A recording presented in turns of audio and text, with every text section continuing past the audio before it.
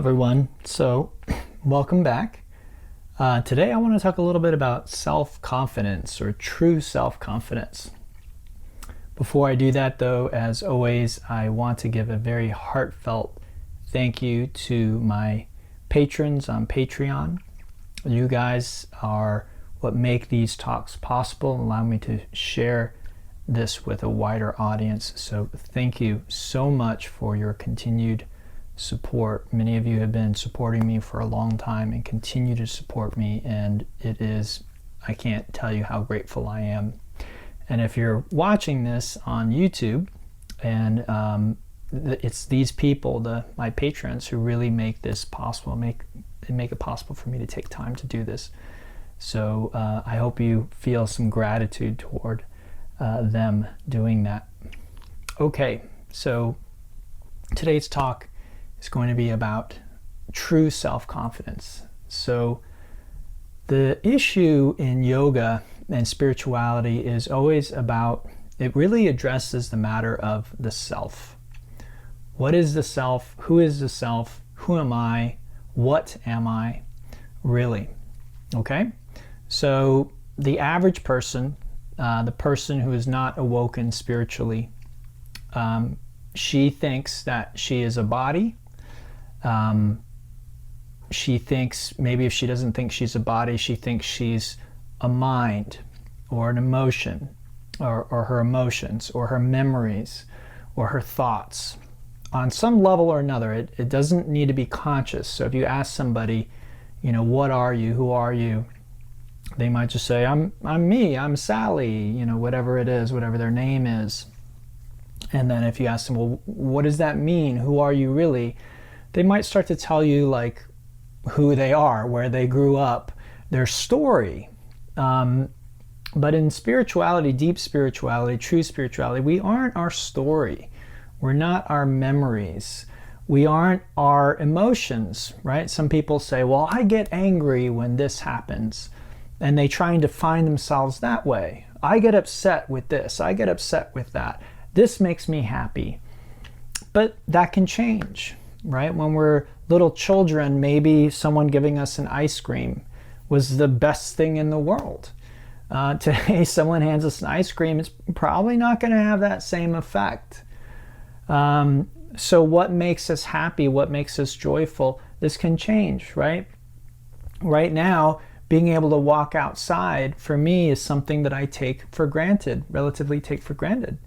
When I'm 80 or 90, if I've had hip replacements, knee replacements, and my joints are achy, my back hurts, walking outside, taking a walk may be something that I would pay a lot of money to be able to do. And ask someone who's in a wheelchair or in a scooter how much they would give to be able to walk. Okay?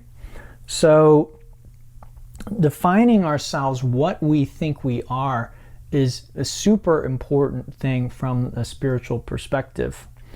And again, most of us, we think we're a body, we think we're a mind, we think we're a story, we think we're our thoughts, we think we're our emotions.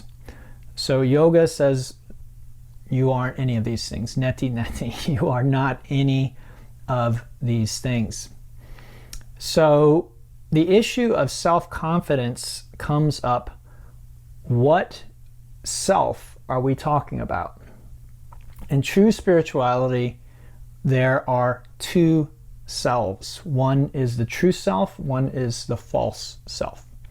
So Eckhart Tolle, a very popular New Age teacher, a very popular author, enlightened teacher, part of his awakening experience was he was laying in bed and he said to himself, he had the thought, I hate myself. And then he had the thought, well, that's weird. It's like there's two of me. One of me is this self that hates the other self. And then all of a sudden he had a powerful, very powerful awakening experience. Now, if you're waiting for that kind of awakening experience, you're probably not going to have it, not on that magnitude. It's very rare that people have a awakening as complete as Eckhart's was and as dramatic as his was. That's why part of the reason why he's such a famous author. It makes great reading. It's a great story. So, if you go hike the Appalachian Trail, or you go climb the Himalayas, you take some adventure, if nothing happens to you, it's probably might be an interesting story, but they may not write a book or make a movie about you.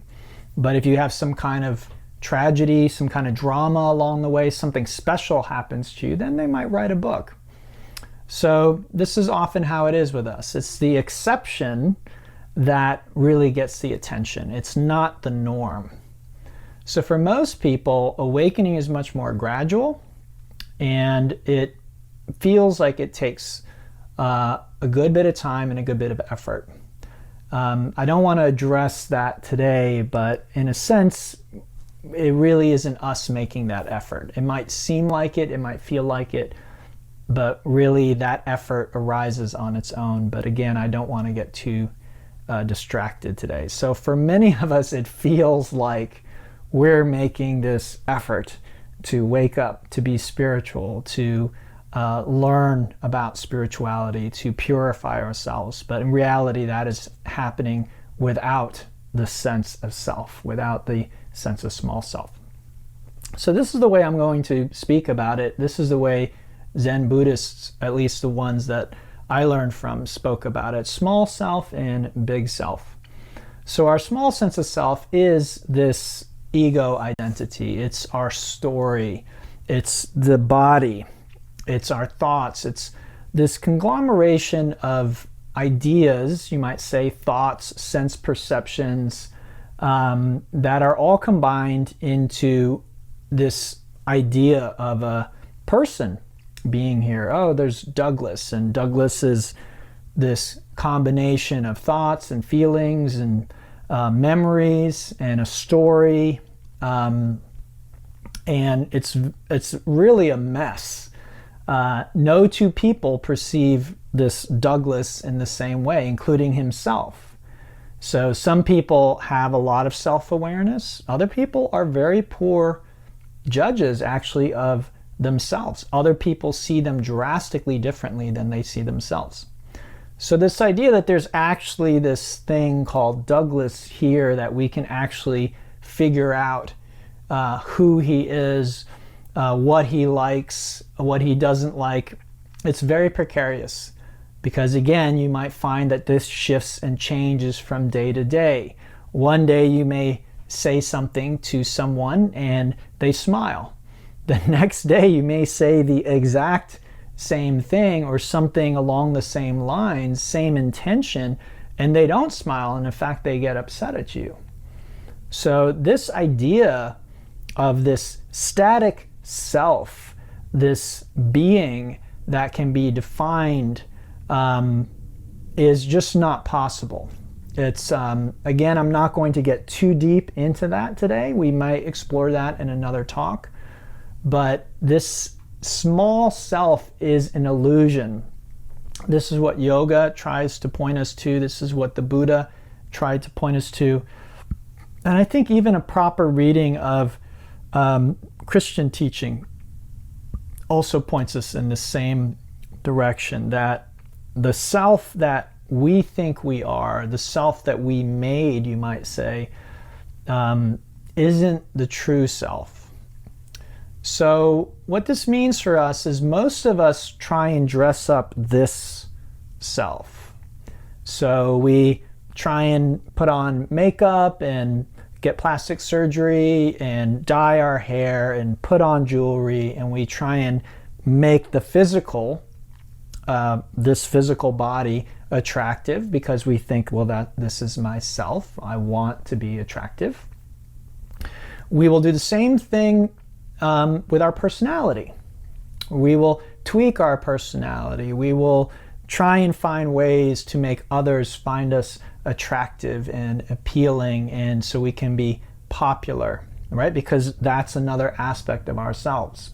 So again, some people, they maybe don't identify as a body. They maybe consider themselves spiritual people.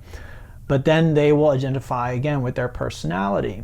They'll identify with their actions. So if they are kind to people, if they're nice to people, they donate to charities, they are progressive with social causes, they will pat themselves on the back and they will say, I'm a good person.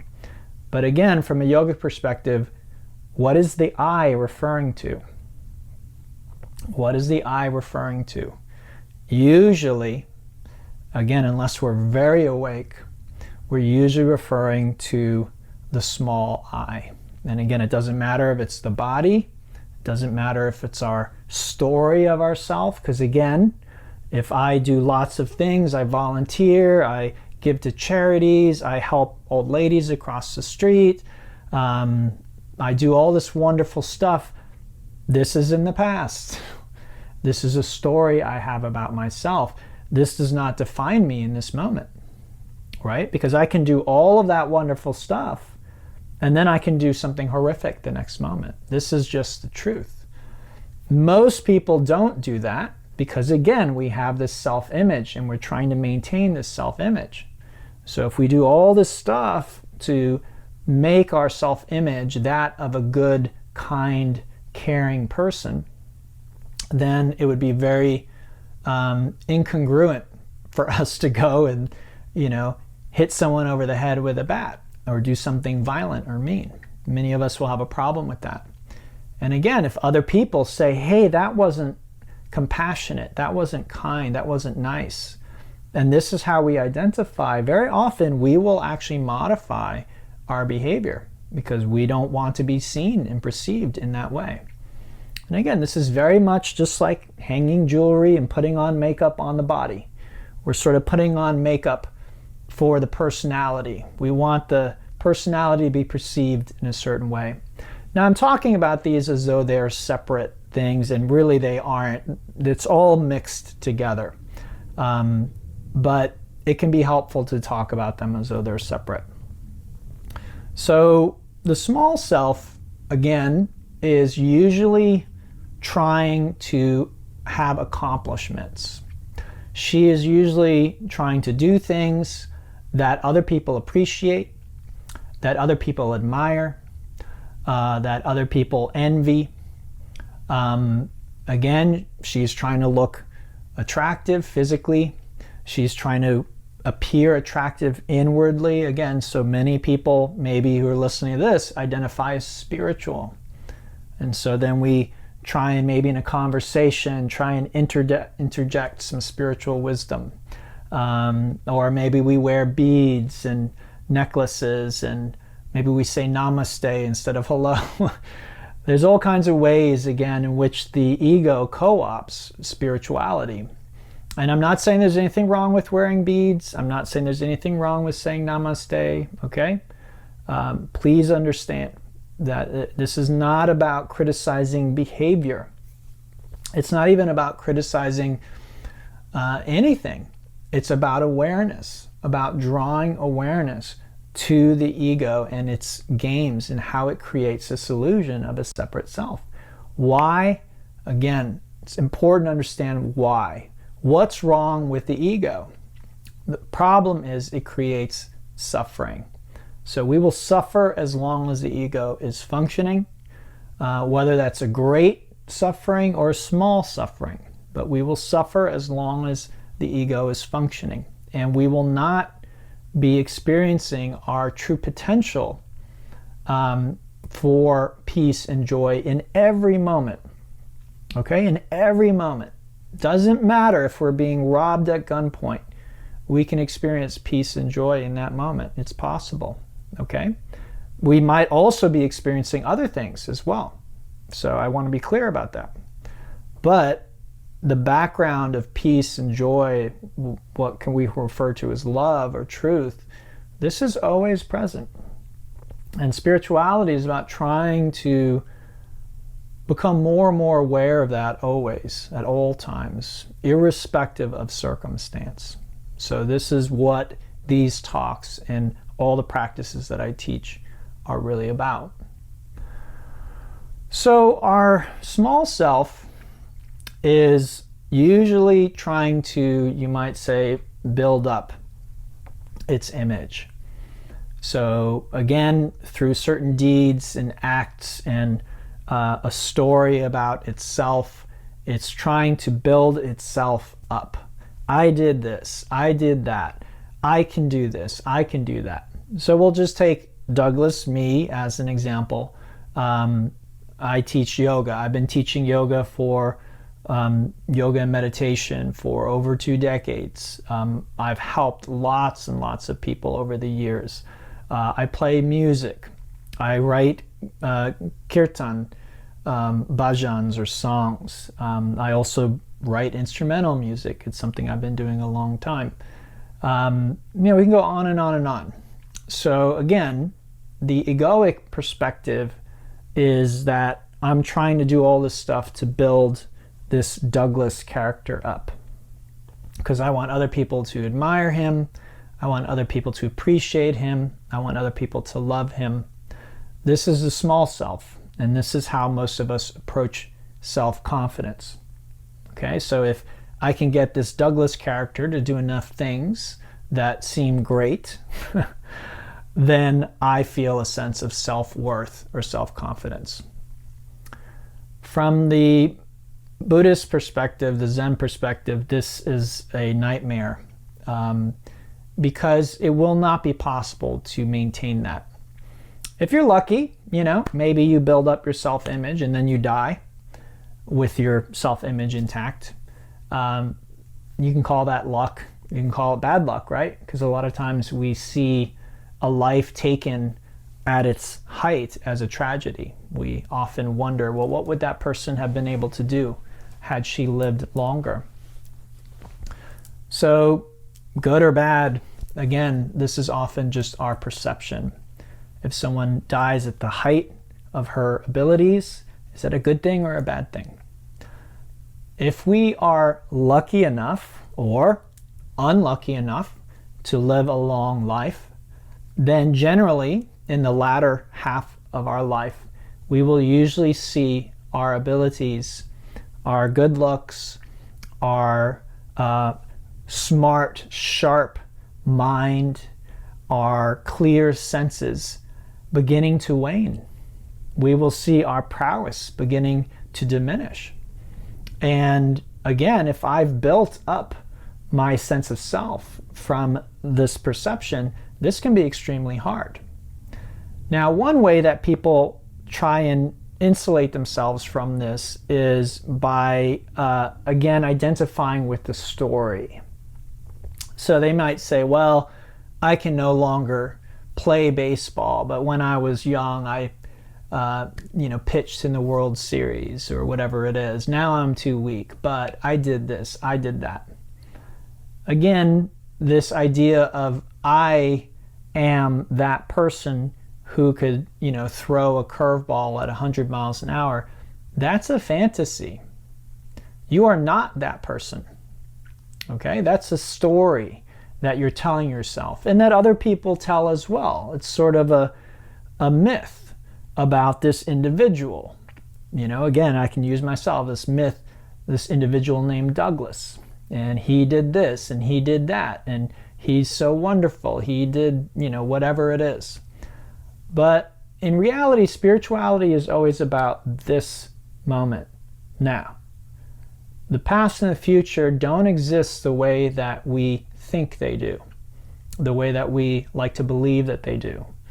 They're very precarious, and one could say they don't really even exist at all.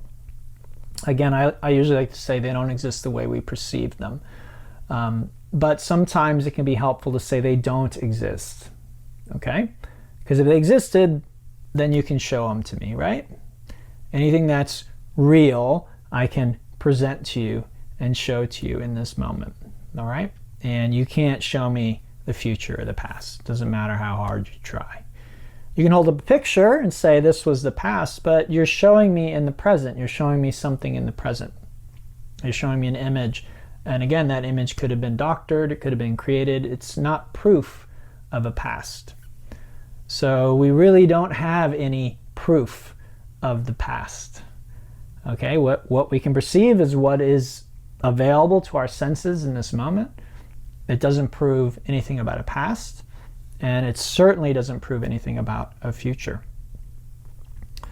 So building up the small self to have confidence is again precarious from the Buddhist perspective, because everything that you have confidence in can be taken away. Okay, if you're beautiful, you could get in a car wreck, and all of your beauty disappears, evaporates overnight. If you're young, then again, if you're lucky enough to live a long life, you will eventually not be young anymore.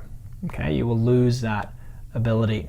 If you're talented, again, I love playing the guitar. Some people think that I'm talented playing the guitar. All I have to do is break my hand, something happened to my hand, fall in the wrong way and twist one of my fingers, and that's over. That's completely gone. All right? These talks even, when I teach, I rely on my voice all the time. What if I were to get throat cancer? What if something happened to my voice and now I can't teach anymore? It really doesn't matter what it is, guys. There isn't a thing that we have that we can hang our confidence on. Whatever we have that we're confident of, it can be taken away from us. Now, again, we aren't saying this so that we get depressed. We're not saying this so that life seems bleak or dark. The Buddha was very pragmatic.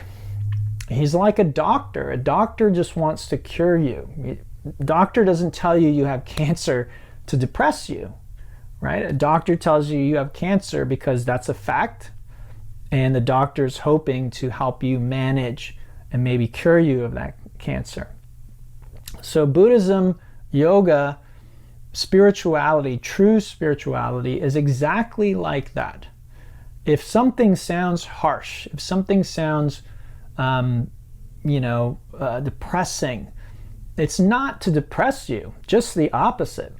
It's to wake you up and hopefully get you out of a sort of a rut, a mental and emotional rut that you may not even know that you're in. You might think life is great, but you don't realize that you're one accident away from complete disaster.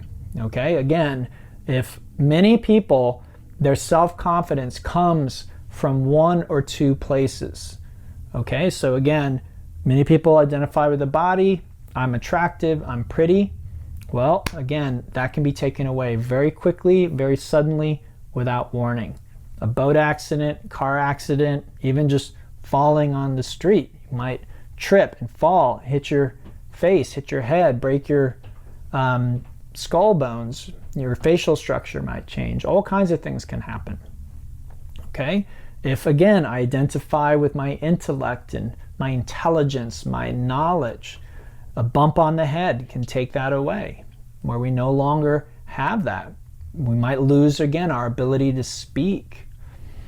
So this is not a way to have true confidence.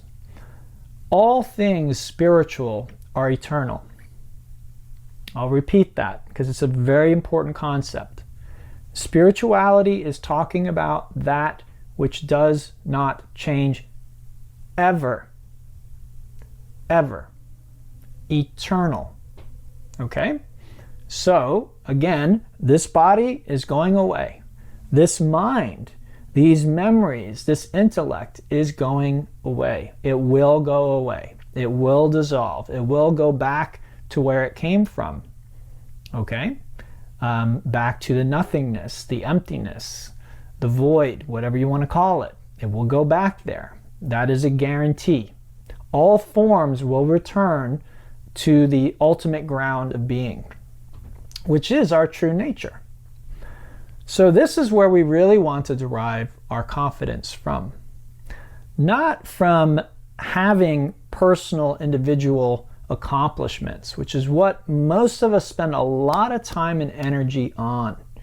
Again, some people it's going to be parenting. I'm a great parent. I'm a great dad. I'm a great mom. Other people it's going to be their career. And for many people, again, it's a combination of these things. I'm a great mom, and I'm good at my job. I'm a writer, and I'm really good at that. And I also play the piano, and people love to hear me play the piano. And I make really witty jokes at parties, at cocktail parties, and people love inviting me to that. Again, all of this can be taken away. Now, for most of us, again, we throughout our life will have, certain qualities that seem to remain, and we can keep trying to shift where we're getting our self-confidence from. Like, even if we're aging, we might get confidence from, well, look at how well I'm aging. I'm aging well, so I can be proud about that. People think I'm much younger than I actually am. But again, any of these things are really precarious from the perspective of yoga and Buddhism. So where we really want to derive our self-confidence from, where we really want to get our sense of love from, where we want to derive our sense of peace and joy from, it's all from the same place, which is our true nature. So the world of forms, again, which includes the body, it includes the mind, it includes what Eckhart Tolle again calls the story of me. So again, if your story is a good one, up to this point, you're lucky. That's really all it is luck. You may think that you had skill and you made it and you did it, but as I've said in prior talks, it takes the entire universe to conspire to make anything happen. You don't do anything on your own. It's impossible. So anything that happens is part of a co-creation that requires other beings and the very fabric of the universe to occur. So for me to give this talk, again, I am partly responsible for this talk. If I didn't sit down here today to record it, it wouldn't have happened. But I can only take so much credit. I am partaking in a much larger co-creation that allows this video to be made. The production of the camera, the time and space, again, the fact that right now bombs aren't falling on my head, right? I'm not in a war zone. That could change at any moment in reality, right? A meteor could come out of the sky and change my reality very quickly, as it did for the dinosaurs. So again, we take credit very often because we're taking a lot for granted. Again, I'm attractive. I could go to bed, there could be a fire, and I wake up the next day in the hospital and I'm no longer attractive. In fact, I'm repulsive. People can't stand to look at me because of all the damage to my skin. So again, I'm not trying to be a downer, not trying to be depressing, but Buddhism, yoga are very much about reality, about seeing reality as it is and acknowledging reality. And this is a reality. These things can and do happen to people. May not happen often, but they do happen. And so a lot of what we're trying to do in real spirituality is be prepared for any situation. And we're doing that not by, again, depressing ourselves or trying to think of worst case scenarios all the time. We acknowledge that these things are possibilities, but the real work is, again, in knowing our true nature, getting to know our true nature. And how do we do that? Well, for me, yoga asanas, postures, are a first step. We begin getting into the body, bringing awareness to the body, then doing pranayams, breathing techniques, and that's a good next step. You begin to purify the body, balance the energy channels. This very often is helpful. I'm not going to say it's required, because people like Eckhart Tolle, they didn't do any of that. They had a full awakening just spontaneously without purifying the body or purifying the energy channels or any of that stuff. But like I said, those are exceptions. Those are not rules, and that's not what we want to base our experience on, that we're going to have an experience like that. Again, it's very, very rare that people have an awakening that is that complete and that powerful. So for most of us, these techniques are very, very helpful. The stretches and the strengthening things that we do in yoga asana, the yin and the vinyasa, that's what I usually teach. You could say the yin and the yang. The pranayams, I don't do a lot of that in this channel. Usually those are things that we do in workshops or on retreat with me. And then even deeper work, energetic work like mudras and bandhas, doing that kind of thing. All of this is helpful from an energetic perspective. And then listening to talks like this one helps to clear up the mind. There are other tools as well, but ultimately the tool that I think is the most critical and that is often misunderstood and misused, and it's a word that often is misunderstood and misused, is meditation.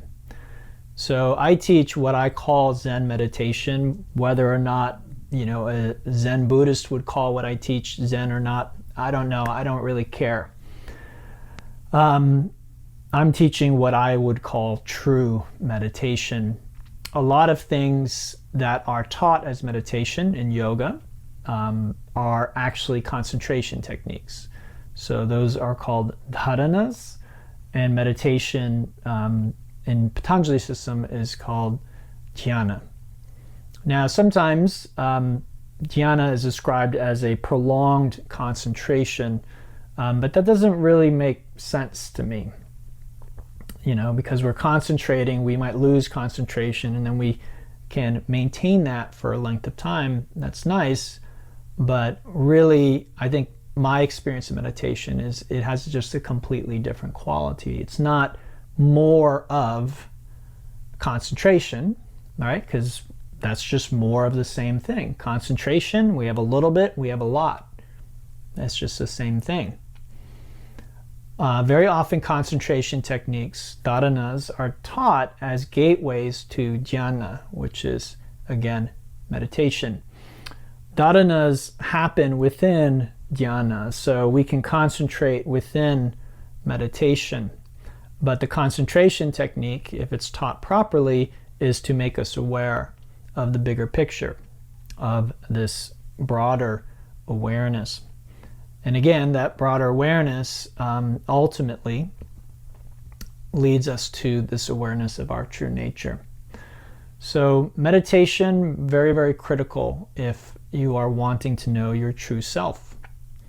Now, as we become aware of our true self, we very often become aware of what we are not. And that is where a lot of confusion and a lot of difficulty can arise for many people on this path. As we begin to become aware of what we are not, it may stick around for a long time. And so at this phase in my teaching, I'm beginning to work more and more with students one-on-one to clear up this confusion and clear up this mess. So as I've said in the past, if you want help with that, you can reach out to me and we may be able to set up a session. And I wish I could say one session were enough, but for many people it requires several. And this work, again, often occurs on two major levels. One is the level of the mind or thought. So again, clearing up confusion, becoming aware of limiting beliefs and deficiency stories, things of that nature. And then the other side of it is working with the somatic level. So in the yoga tradition, this is Shiva and Shakti. This is a good way to think of it. So when we work with both, then we can clear up the mess, and then we become very clear on who and what we are. And when we're clear on who and what we truly are, self-confidence arises naturally, not because of any accomplishment. This is the key, okay? This is the same as love, okay? True love arises naturally and spontaneously. It doesn't come because of conditions. This is also true of peace and joy, okay? You may even say that all of these things are really different words or different perspectives on the same thing, our true nature. So getting to know our true nature is part of that, is knowing what we are not and clearing up, again, confusion about what we are not, which again for most people is going to happen partly on a mental level and then partly within the body or the energetic level, because that's where the energy is happening, is in the body. So again, this in the tantric yoga tradition, this is Shakti, energy, matter, form, and then Shiva is the consciousness, the ultimate ground of being. So it's not a quick fix for most people. This is why most people develop a lasting relationship with their teacher. It may even be a lifelong relationship with the teacher. And part of that relationship, for some people, will be an ongoing process of clearing up this confusion, of clearing up this perspective of what you are versus what you are not. And then for some people, that might happen relatively quickly. And then their association with the teacher and with the spiritual community is maybe more to do with, this is just where I like to spend my time. These are my people. These are people that get me and understand me, and I feel a lot of peace and joy when I'm with them. This isn't to say that we don't enjoy people who have a different perspective from us, and that we can't enjoy being with people who are quote unquote not spiritually awake, or ego people, or any of that kind of stuff. I think we can enjoy that as much as we enjoy anything else. But just as someone may enjoy rock climbing or playing the guitar, swimming, doing yoga, whatever it might be, that we just enjoy doing it. Some people on this path might find that there is just a joy in being in a community that is unified by truth and by love, and not on a superficial level. So unified by a knowledge of the collective true nature to a greater or lesser degree. So in any spiritual community, you will have people who are very, very clear. Usually the person who's the most clear is going to be the teacher. But there may be students in that community who are just as clear as the teacher. And either they have, sort of cleared up their own stuff. They've been on the path for a long time, or with the help of the teacher helped them to really clear up all confusion. And again, one might assume, well, then that person's going to go become a teacher. That isn't necessarily the case. Certainly not everyone is cut out to be a teacher. In a sense, everyone is a teacher, but not in a professional capacity. So that's the difference there. It's true, you teach spiritually constantly, whether you like it or not. You're constantly teaching others what you believe you are and what you believe they are. So again, if I think I'm an ego and I think I have this small self, then I'm going to constantly be trying to, again, aggrandize this ego, make this ego tout its accomplishments and try and get other people to admire the small self. If I know my true nature, then I don't really need to do that. And I think you see this around people who have a deep sense of spirituality. They don't usually need to talk about their own merits. They don't need to advertise to others how great they are. Very often we can just sense it when we're around them. There's a sense of peace there, and very often is just a sense of loving presence that we feel around them, and a sense of joy. And that is just apparent, at least to some people, when they're around someone who's done a lot of work on themselves like that. And so, again, we may become completely clear and not step into the role of, at least publicly, being a teacher. Again, we teach always, but we may not do that as a profession or in any kind of public capacity. And so within a community, you might have many people who are very, very clear and who could be teachers, but again, just for whatever reason, they maybe are not cut out for it, or just that's not their calling. We don't have to be a spiritual teacher to be enlightened or to be awake. Definitely not. So anyway, everybody, I hope this was helpful for you. True self-confidence, the self-confidence that arises from knowing your true nature, this is where we want to derive our sense of self-confidence from. The same place that we want to derive our sense of being loved. Again, other people may or may not approve or love us.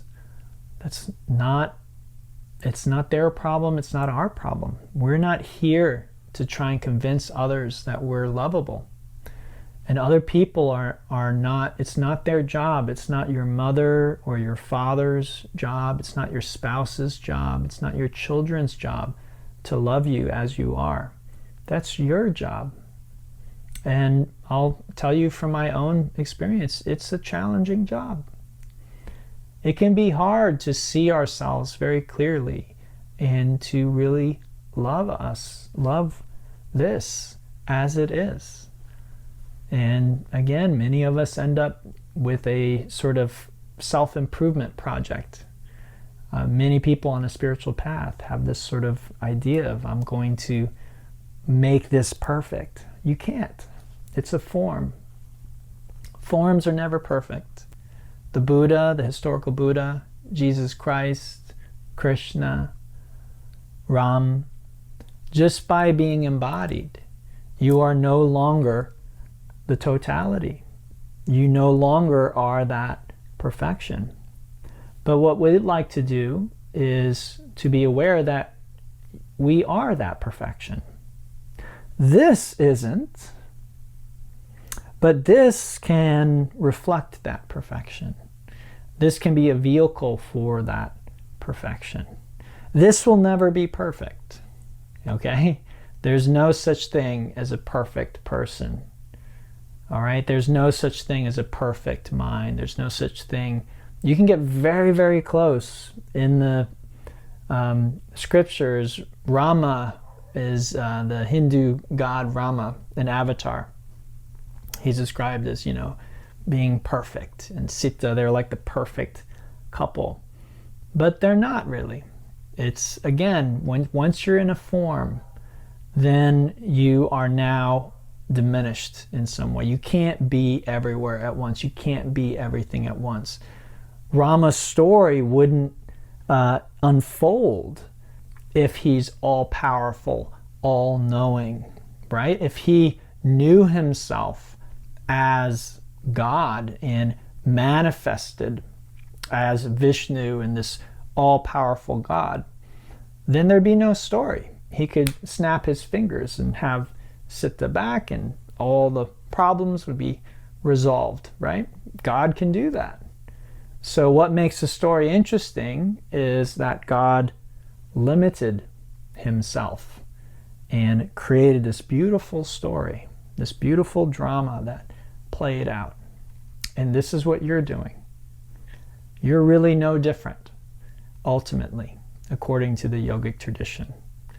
You are really no different than Ram. And you have come down here, you've intentionally limited yourself so you can play out this beautiful drama of being you. Not Rama, not Buddha. Your job is to be you and to manifest the best you that is possible. And ironically, that comes from both knowing the form, being willing to see the form, which is usually means seeing its flaws, seeing its shortcomings, and in a sense embracing them, being okay with them. And then the other part of that is knowing our true nature. So again, seeing the Shakti, the energy as it's manifest in its limited form, temporarily, it's going to be temporary. Whether it's a thought, an emotion, a sensation, your body, it's temporary. All forms are temporary. Everything that I can name and touch and see is temporary. It may last a very long time, but the sun is temporary. The earth is temporary. This body is temporary. Okay? But then there's another aspect of something that is not temporary. What is that? And again, this is where meditation and working with a teacher closely, guiding you to see your true nature, is usually the way that most people get there. So this is very, very important in this path, because once we really begin to see true self-confidence, true love, true compassion, true joy, these things begin arising spontaneously. We don't have to try to be compassionate. We are compassion. We don't have to try and be loving. We are love itself. We don't have to try to be peaceful. We know that is what we are. It's not possible to not be. This is really what we want. And this is true self-confidence. Okay, everyone. Once again, thank you for your support. Namaste, and have a great day.